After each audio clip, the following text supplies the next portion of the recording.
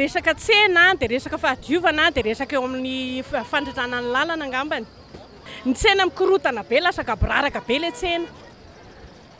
Ary ao anatin'izany ohatran'ny fiainana Antananarivo zany zao dia itahirantsika mahita hoe inona moa zavatra soa nandritra izay 12 taona lasa izay ny tana teto.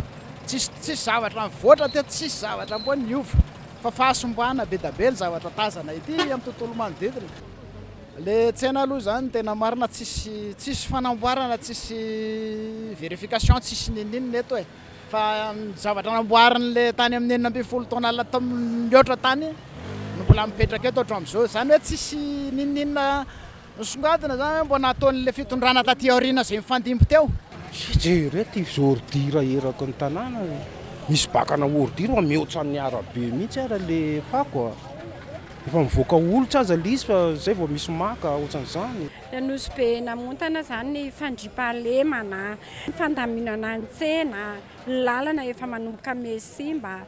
Nefa ny Dadaravalmanana namboatra le lalana zany dia hita hoe tsara ny lalana tamin'izany zao efa manomboka mesimba. Tena hoe Antananarivo zao ny renivohitra amin'izao. Malota ny tanàna, simba tena simba ny arabe zao rehefa hitantsika maso zao.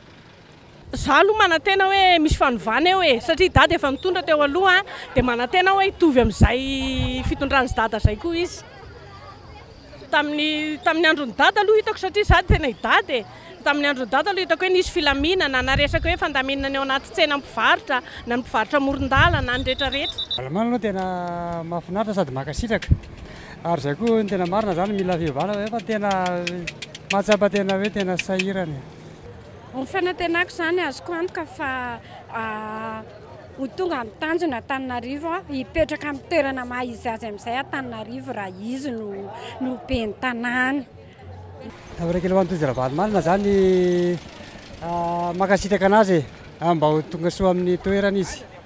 Efa mahafinaritra dia tsika koa zany mila fihavanana efa tena reraka be amin'ny fiainana ny tena marina. Avarakely ho anao Dadaravalmanana. Tsara nataony rainao dia alefitahaka fa tsara koa zany. Irina renao avita za mihoatra lavitra noho ny vitany teto amin'ny firenena. Izay ny irina tompoko.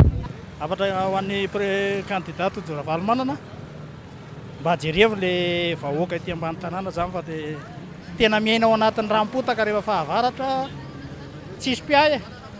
Izay zany mba fangatahanay.